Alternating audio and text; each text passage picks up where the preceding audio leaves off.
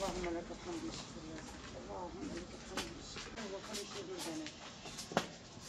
الميتين نفلق ميتين.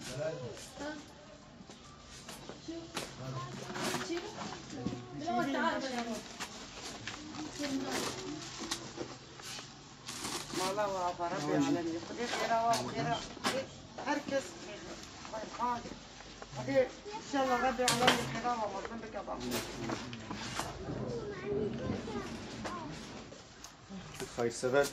hayırsever ki gaba bugüne basını hani para hani milyarek ve hafsada milyarek ve hafsada ve teslim ve kırjara dua kızmış. خذي خيرها وخيرها ويجي مظلم بك يا بابا. خذي ربي العالمين ربي تقدر والله ندى وندى بسلمنا ان شاء الله والله وحزن جري ان شاء الله. Haber imza. Geçenlerde Suriye'de bir aile basına yansımıştı. Yani hayırseverlerin desteğiyle bize Batman Umut Kervanı olarak yani bize verdikleri yardımları gelip Suriyeli ailemize verdik. 9 nüfuslu bir ailedir. Eşi hastadır, kanser hastasıdır. Gerçekten de çok mağdur bir ailedir yani. Yani hayırseverlerin desteğiyle şu anda yani evlerini onarmasını istiyorlar ve bazı arkadaşlarımız var hayırseverler işte evlerini onarıyorlar.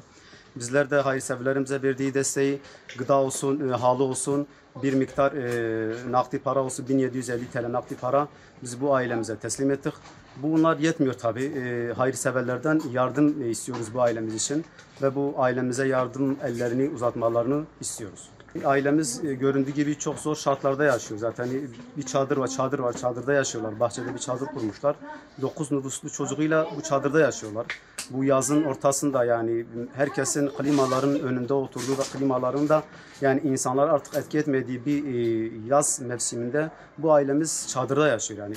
Yani gerçekten de diyoruz ki hayırseverlerden bu ailemize el uzatmalarını istiyoruz.